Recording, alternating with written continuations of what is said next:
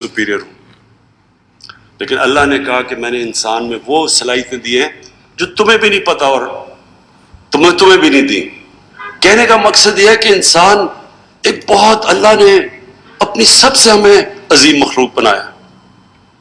तो जब तक इंसान अपना दुनिया में मकसद नहीं समझता, ये दुनिया में आप देखें अफरा तफरी मची हुई है, लालच है, पैसे के पीछे भाग रहे हैं कि जैसे पैसे से खुशी आ जाएगी। एक न्यूयॉर्क टाइम्स में मैंने पढ़ा एक दफा, एक 50 साल आदमी न्यूयॉर्क के अंदर टॉप साइकाट्रिस्ट था। उसने 50 साल के बाद अपनी फाइंडिंग्स दी और उसकी नंबर 1 फाइंडिंग क्या थी कि उसने कहा जो मेरे पेशेंट्स थे उनमें मैंने एक चीज देखी कि जितना जितना उसका पैसा बढ़ता रहा और उसकी दौलत बढ़ती रही, उतनी उतनी उसकी खुशी कम होती गई। इनवर्स रिलेशनशिप थी पैसे की और खुशी की। अब मैं कहना नहीं चाहता, लेकिन हमारे भी हैं, अब देखें कि वो इतने बड़े बड़े यहां अरबोपति बैठे हुए हैं, आप यकीन करें मैं आपको लिख के देता हूं कि उनको पता ही नहीं कि इनके पास कितना पैसा है। 30 साल में इस मुल्क का पैसा चोरी किया, उनको पता ही नहीं है कितना पैसा है। लेकिन अल्लाह कुरान में कहता है कि मेरी जमीन पे निकल के देखो, हर जगह मेरे इशारे हैं, हर जगह मैं सबक देता हूं तुम्हें, तो इनको देखो कि लानत है ऐसे पैसे की। बच्चे भी झूठ बोल रहे हैं, वो भी झूठ बोल रहे हैं, कभी अस्पताल में जा रहे हैं, कभी जेल में जा रहे हैं। ये हमारे लिए इबरतनाक चीज है कि पैसा खुशी नहीं देता। खुशी उसको मिलती है जो आप 5 वक्त की नमाज में अल्लाह से एक चीज ही मांगते हैं कि अल्लाह मुझे उनके रास्ते पे लगा जिनको तूने नेमतें बख्शी, उनके नहीं जो अपनी तबाही के रास्ते पे निकल गए। ये सारा वक्त आपकी जिंदगी के अंदर ये 2 रास्ते आएंगे, और एक खुशी का रास्ता है और एक आपकी तबाही का रास्ता है। एक वो रास्ता है जो आसान रास्ता नहीं है, मुश्किल रास्ता है। सबसे ज्यादा नेमतें तो अल्लाह ने अपने पैगंबरों को बख्शी, लेकिन अल्लाह के पैगंबरों की किसी की भी आसान जिंदगी नहीं थी, सबकी मुश्किल जिंदगियां थी। तो ये जो हम कई दफा समझते हैं ना, कुरान में एक और आयत है कि जिस चीज को तुम अपने लिए अच्छा समझते हो वो बुरा है, और जिसको बुरा समझते हो वो अच्छा है।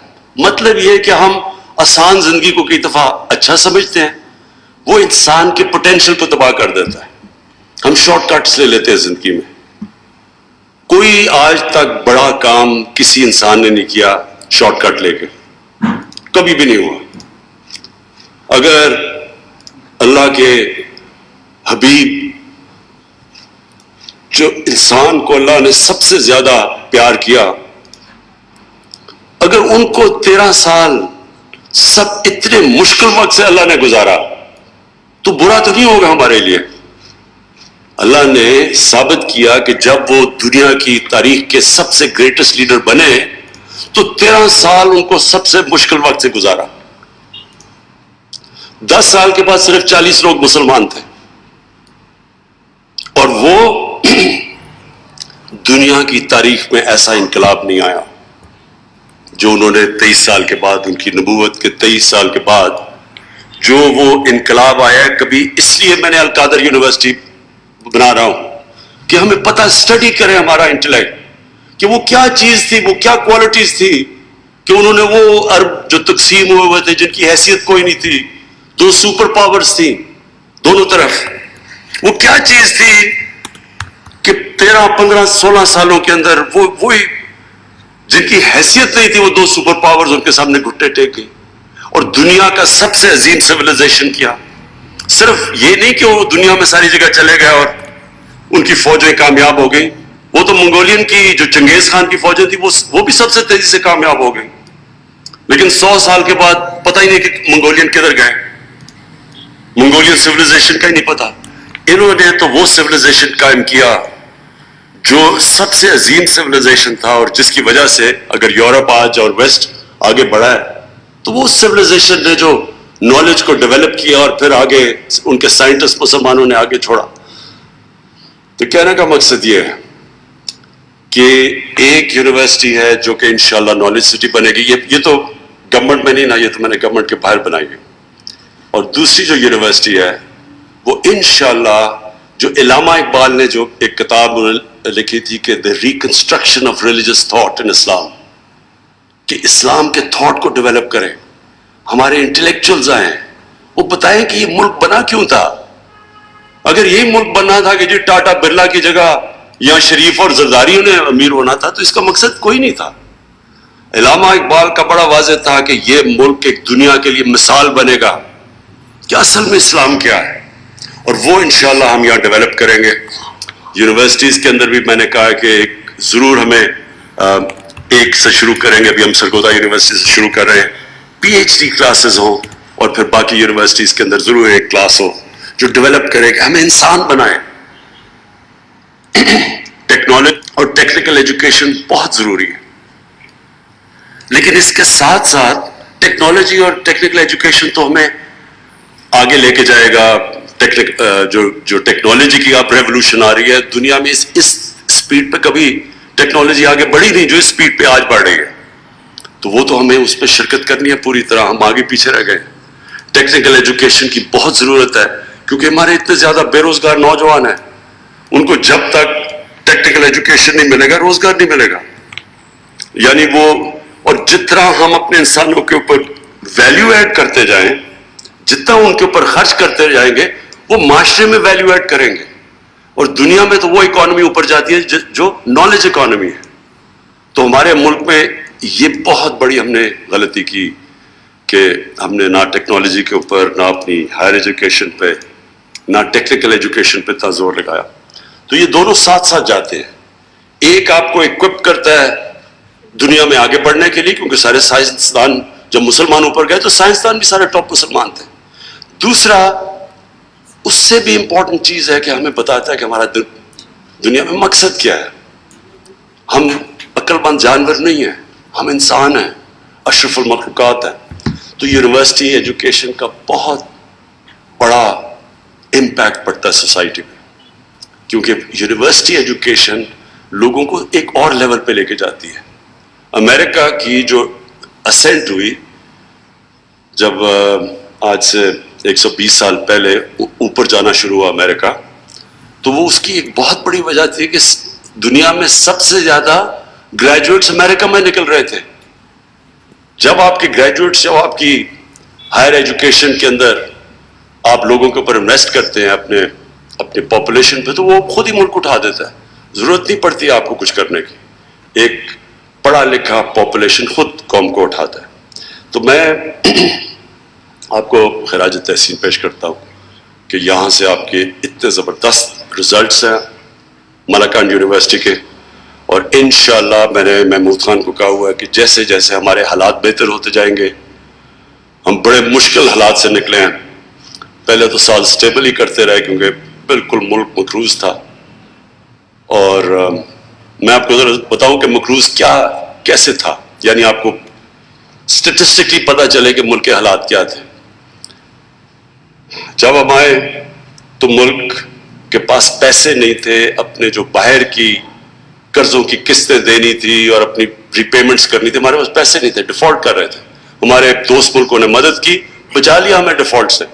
اگر ڈیفالٹ ہو جاتا تو لوگ آج اگر مہنگائی کو کہہ رہے ہیں کہ زیادہ مہنگائی ہے، آپ کو اندازہ نہیں کہ وہ کس طرح کی مہنگائی آنی تھی، کیونکہ ڈیفالٹ ہوتا تو روپے نے گر جانا تھا. جب روپے نے گرنا تھا تو سب کچھ سب مہنگی ہو جاتی ہے. تو ابھی بھی جو مہنگائی ہے وہ اس لیے کہ 2018 کے شروع میں اور اب تک روپیہ 107 روپے ڈالر سے اب 155 یا 160 پہ پہنچا. تو جب روپیہ گرتا ہے ساری چیزیں مہنگی ہو جاتی ہیں، امپورٹ سب کچھ، تیل، بجلی، ٹرانسپورٹ، باہر سے دالیں، گھی، جو چیز امپورٹ ہوتی ہے وہ مہنگی ہو جاتی ہے. تو افیکٹ روپے کی کمزوری سے پڑتا ہے. تو روپیہ اگر، کیونکہ ہمارے پاس تو فورن ایکسچینج ریزروز ہی نہیں تھے، تو اگر وہ روپیہ گرنا شروع ہوتا، ہمارے پاس تو کوئی چیز اس کو روکنے کے لیے نہیں تھی، اس لیے ہمارے دوست ملکوں نے ہماری مدد کی، ہم بچ گئے. تو آج ذرا 2.5 سال میں آپ کو یہ بتاؤں کہ پچھلے نون لیگ کے 2.5 سال میں انہوں نے کتنا قرضوں پہ سود واپس کیا تھا؟ 3,000 ارب. ہم نے اپنے 2.5 سال میں قرضوں پہ کتنا سود اب تک واپس کر چکے ہیں؟ 3.2 ٹریلین 6.2 ٹریلین یعنی دگنے سے زیادہ. 6.2 ٹریلین ہم نے واپس کیا ہے, انہوں نے اسی ٹائم میں 3 ٹریلین واپس کیا. سود کے ساتھ جو ہم نے لون ریپیمنٹس کی ہیں انہوں نے آرام سے انہوں نے اپنے 2.5 سال میں کتنی ریپیمنٹس کی تھی لون پلس انٹرسٹ؟ 20 ٹریلین 20,000 ارب. ہم نے ابھی تک کتنی کی ہے؟ 35,000 ارب. سو اس کا ہوتا کیا ہے؟ جب آپ اتنے زیادہ قرضے واپس کرتے ہیں, پیسے نہیں ہوتے اپنی تعلیم پہ خرچ کرنے کے لیے, ہسپتالوں پہ, سڑکوں پہ. تو یہ اس تو ہم اب میں آپ کو بتاتا ہوں کیا کیا کرنا ہے, ہمارے جو چیلنجز اور ہم کیا کر رہے ہیں. نمبر 1, اب ہمارے اوپر یہ قرضوں کا بوجھ پڑا ہوا ہے, اس کو ہم نے واپس کیسے کرنا ہے؟ ویلتھ کریشن سے. ایسے پروجیکٹس بنانے ہیں جو کہ ہماری دولت میں اضافہ کریں. مثلا لاہور میں راوی سٹی بنا رہے ہیں, نیا شہر, اس کے اندر ٹریلینز کی یعنی کئی ہزار ارب روپے کی اس کے اندر ویلتھ جنریشن ہوگی. ہمارا کوئی خرچہ نہیں ہوگا کیونکہ پرائیویٹ سیکٹر آئے گا. ایک کراچی میں بنڈل آئلینڈ ہے, بڑے بڑے انویسٹرز انتظار کر رہے ہیں. جس وقت ابھی سندھ حکومت ہمیں کسی وجہ سے اجازت نہیں دے رہی, لیکن بڑے بڑے انویسٹرز آ رہے ہیں جو کہ وہاں انویسٹ کرنا چاہتے ہیں. اس سے کیا ہوگا؟ فورن ایکسچینج آئے گا ہمارے پاس, ہمارا روپیہ مضبوط ہوگا. پھر ہم نے لاہور میں ایک ڈسٹرکٹ بنائی ہے, بزنس ڈسٹرکٹ. ہم اندازہ لگا رہے تھے کہ اس سے 6,000 ارب روپے کی ویلتھ جنریشن ہوگی. پھر 2 بڑی ڈیمز بنا رہے ہیں 50 سال کے بعد, بادشاہ ڈیم اور ممن ڈیم. 50 سال کے بعد یہ 2 بڑی ڈیمز بن رہی ہیں. یہ ویلتھ جنریٹ کریں گی کیونکہ اس سے ہمارا پانی سے جو بچے گا, اس پانی سے ہم فصلیں زیادہ, ایگریکلچر پروڈکٹیوٹی بڑھے گی ہماری. سارا جو ہمارا چشمہ رائٹ بینک کینال کا, یہاں چیف منسٹر صاحب مجھے کہتے رہتے ہیں, اس سے کم از کم کوئی 3 لاکھ ایکڑ ڈی آئی خان کے اندر زمین کاشت ہو سکتی ہے. تو اس کے لیے تو بڑی ڈیمز, تو وہ ان سے ویلتھ جنریشن ہوگی. پھر ہم کنسٹرکشن انڈسٹری کے اس وقت ہماری کنسٹرکشن انڈسٹری کا ہم وہ انسینٹیو دے رہے ہیں, اور وہ اس لیول کی کنسٹرکشن ہو رہی جو پاکستان کی تاریخ میں کبھی نہیں ہوئی, کیونکہ ہم نے ان کو انسینٹیوائز کیا, ان کے لیے آسانیاں کی, اپنے لو کاسٹ گھر بنا رہے ہیں, افورڈیبل ہاؤسنگ لوگوں کے لیے. یہ پہلی دفعہ پاکستان میں ہو رہا ہے. تو جیسے جو کنسٹرکشن ہے اس کے ساتھ 30 اور انڈسٹریز جڑی ہوئی ہیں. تو جب کنسٹرکشن چلتی ہے تو 30 اور انڈسٹری چلتی ہے, روزگار بھی ملتا ہے, ویلتھ کریشن بھی ہوتی ہے. اور پھر جو اگلی چیز ہے ٹورزم. ٹورزم ایک ایسی چیز ہے جو اکیلی ٹورزم پاکستان کو اتنا پیسہ لا سکتی ہے فورن ایکسچینج میں, جو ہمارا یہ جو سارے مسئلے ہیں فورن ریزروز کے, یہ سب ختم ہو سکتے ہیں. اور ٹورزم جو اس وقت اندرونی ٹورزم ہے, ڈومیسٹک ٹورزم ہے, وہ پاکستان میں ٹیک آف کر گئی ہے. اب سوات میں تو خیر آپ کو پتہ ہی ہوگا کہ کتنی ٹورزم ایک پچھلے 2 سالوں میں آئی ہے. کورونا کے باوجود کبھی پاکستان میں اتنی ٹورزم نہیں آئی, اور پہلے تو صرف گرمیوں میں آتی تھی, اب گرمیوں اور سردیوں میں ٹورزم ہے. اس لیے یہ بڑا اچھا آپ نے یہاں ہاسپٹیلٹی کی کلاسز رکھی ہوئی ہیں, بہت امپورٹنٹ ہے آپ کے لیے, کیونکہ ٹورزم میں ان پہاڑی علاقوں میں, دور دراز علاقوں میں اتنا روزگار ملے گا لوگوں کو. ان کو جانا نہیں, لوگ جاتے ہیں باہر, کوئی کراچی جاتا ہے, کوئی دبئی, کوئی سعودی عربیہ نوکریاں ڈھونڈنے کے لیے. لیکن جب یہ ٹورزم ٹیک آف ہو گئی, یہ سارے علاقے کے اندر لوگوں کو باہر نہیں جانا پڑے گا, کیونکہ جو وہ پیسہ جنریٹ کرتا ہے. میں آپ کو مثال دیتا ہوں, پاکستان تو کوئی میرے خیال میں 1 یا 2-3 ملین ڈالر بھی نہیں جنریٹ کرتا ٹورزم سے. ملیشیا جس کی صرف سی ٹورزم ہے 20 ارب ڈالر جنریٹ کرتا ہے, 20 ارب ڈالر. ہماری ایکسپورٹس 25-26 ارب ڈالر ہے, تو صرف ٹورزم سے. پھر ترکی 40 ارب ڈالر جنریٹ کرتا ہے ٹورزم سے. سوئٹزرلینڈ 2 فگرز آتی ہیں, 60 ارب سے $80 ارب جنریٹ کرتا ہے. اور سوئٹزرلینڈ, ہمارا جو شمالی علاقے ہیں ناردرن ایریاز, وہ آدھے ہیں سوئٹزرلینڈ سے, سوری سوئٹزرلینڈ آدھا ہے ہمارے ناردرن ایریاز سے, دگنا ہے سوئٹزرلینڈ کا سائز.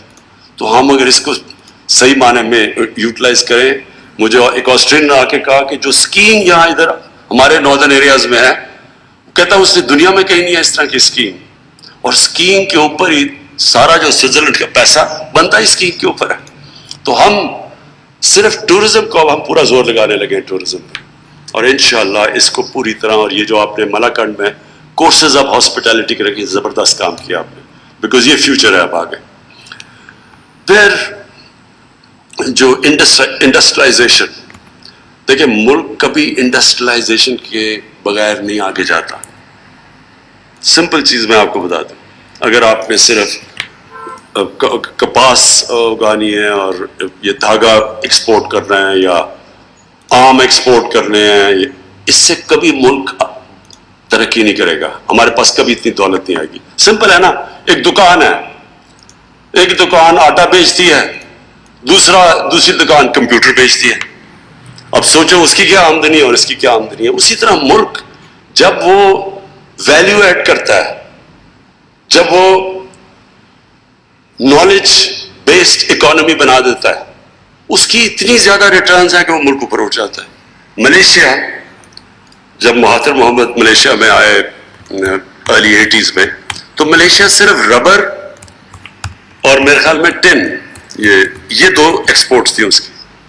اس نے آ کے الیکٹرانکس کی پہلے کاٹیج انڈسٹری بنائی, اور وہ آہستہ آہستہ وہی کاٹیج انڈسٹری پوری ان کی الیکٹرانک کی انڈسٹری بن گئی. $80 ارب صرف اس کی الیکٹرانک ایکسپورٹس تھی. تو آگے ہم نے جو جانا ہے, ہم نے ٹیکنالوجی اور ٹیکنیکل ایجوکیشن لے کے, اور اپنی انڈسٹری کو اب ہم نے پہلی دفعہ, یہ 1950s میں ہماری انڈسٹری بڑی تیزی سے اوپر جا رہی تھی, بدقسمتی سے 70s میں نیشنلائز کر دی, وہ سارا کچھ رک گیا. اب ہم اس کے بعد پہلی دفعہ پاکستان اپنی انڈسٹری اٹھا رہا ہے. آخر میں جو آپ کو کہنا چاہتا ہوں, دیکھیں اللہ نے اس ملک کو کسی چیز کی کمی نہیں دی.